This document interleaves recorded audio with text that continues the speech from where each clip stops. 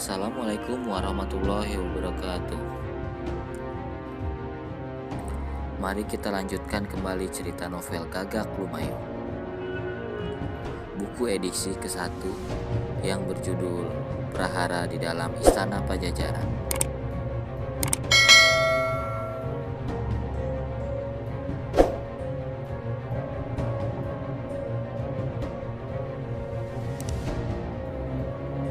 Pada episode sebelumnya, Prabu Susuk Tunggal sangat terkejut. Ia sama sekali tidak menyangka kalau cicitnya telah memiliki ilmu pilih tanding.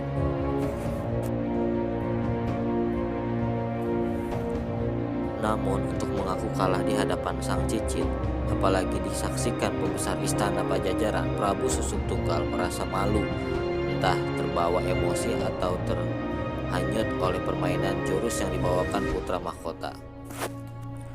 Di luar kesadaran akalnya, ia mulai melipat gandakan seluruh ilmu kesaktian yang dimilikinya tanpa melihat siapa lawan yang kini sedang dihadapinya.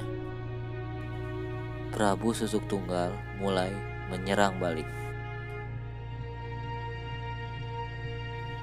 Laksana suara halilintar, setiap pukulan yang dilancarkan selalu menghancurkan cadas dan bebatuan bukit Pajajaran.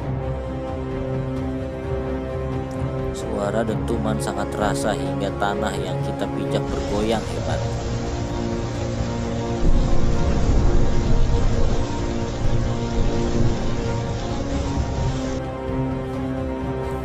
Tidak sedikit pohon katapang yang berada di sekitar areal bukit harus menjadi korban serangannya. Pohon-pohon ini langsung roboh dan terbakar oleh kedahsyatan ilmu Gadasewu. Namun untuk mengalahkan seorang pangeran Walangsungsang, ilmu seolah tidak berarti. Kegesitan Walangsungsang menjadikan sang Prabu Susuk Tunggal selalu kerepotan. Kesempurnaan ilmu Saevi Angin yang dimiliki Walangsungsang membuat tubuhnya seolah tidak bisa terlihat lawan. Kecepatan dalam menghindar maupun untuk membalik nyerang menjadikan Prabu Susuk Tunggal kalang kabut. Beberapa kali di tengah pertempuran tubuhnya harus terlempar jauh oleh serangan putra mahkota. Pasalnya, jangankan manusia, bukit batu sekalipun akan hancur bila terkena pukulannya.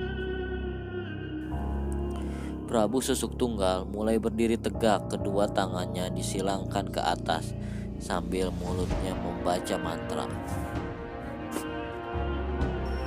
Sirgada bumi, hilang rasa bumi, hancur sirep alam, musuh mati, lipat liwung watu, pecah gunung, ambles dadi rata. Ya Insun, sampurnane dewa, Batara Durga, paksi nur cahya, lipat bumi, delapakane segoro geni, hancur bimantara ilmu Batara Durga. Setelah aji lipat bumi dibacakan, mendadak wajah Prabu Susuk Tunggal berubah memerah. Dari kedua tangannya memancarkan cahaya terang laksana bara api yang siap meluluh lantahkan hutan Pajajaran. Badannya perlahan-lahan melebar dan lambat laun kian membesar. Setiap langkah kakinya membuat areal sekitar bergoyang hebat. Laksana hilang ingatan, Prabu Susuk Tunggal mulai kesetanan. Ia lupa bahwa lawan yang dihadapinya saat ini adalah cicitnya sendiri. Dengan kesaktian ilmu lipat bumi, Prabu Susuk Tunggal mulai menyerang Pangeran Walangsungsang. Bukit Pajajar laksana runtuh oleh serangan mematikan yang dilancarkannya. Deru angin semakin kencang dan hancurnya bebatuan besar membuat yang hadir segera menjauh. Mereka secepatnya mencari tempat yang aman. Apalagi di antara mereka ada Ibu Permaisuri yang hadir menyaksikan jalannya pertarungan. Sebagai seorang raja yang memiliki pengalaman luas sekaligus mumpuni di bidang ilmu kesaktian, melihat pertarungan putranya dengan kakeknya sendiri membuat hatinya sangat was-was. Beliau tahu betul akan kehebatan ilmu aji lipat bumi yang dimiliki Prabu Susuk Tunggal. Hatinya semakin resah dan mencemaskan keselamatan sang putra mahkota. Di tempat yang agak jauh dari pertarungan, Prabu Siliwangi mulai tak kuasa menahan kegundahannya. Beliau mulai bertanya kepada Resi Pohaci, "Siapa yang menang menurut kalian?" dengan perasaan harap-harap cemas. "Maaf Gusti, putra Handa Walang Sungsang yang bakal menang." Mendengar jawaban dari sang guru istana, hati sang Prabu mulai lega. "Kenapa kalian yakin bahwa putraku yang bakal memenangkan pertarungan? Padahal Rama kakek masih memiliki segudang ilmu kesaktian." "Ampun Gusti, sesungguhnya di awal pertarungan tanpa disadari oleh Prabu Susuk Tunggal, putra Anda telah menanamkan ilmu lilit tayuh ke badannya, ilmu yang bertujuan agar tenaga lawan tersedot habis. Dalam pandangan kita, seolah yang ia hadapi terus menyerang tiada henti. Bahkan semua ilmu akan dikeluarkannya. Namun dengan jeratan ilmu lilit tayuh, apapun kesaktian yang dimiliki tidak sampai mengenai tubuh lawannya." Mendengar jawaban detail dari Resi Pohaci, Prabu Siliwangi secara tidak langsung mulai mengagumi kesaktian ilmu yang dimiliki putranya. "Rupanya putraku telah mewariskan ilmu Batara Wisnu.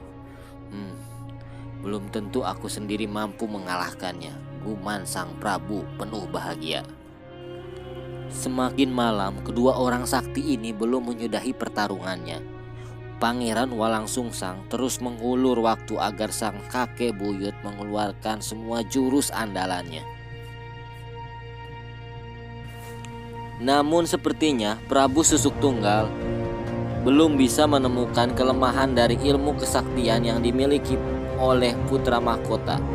Sampai pada akhirnya Pangeran Walang Sungsang menyerang balik dengan ilmu aji titok sendi. Ilmu ini menghentikan segala aktivitas yang dimiliki oleh manusia. Siapapun yang terkena totokannya, badannya langsung kaku tanpa bisa bergerak.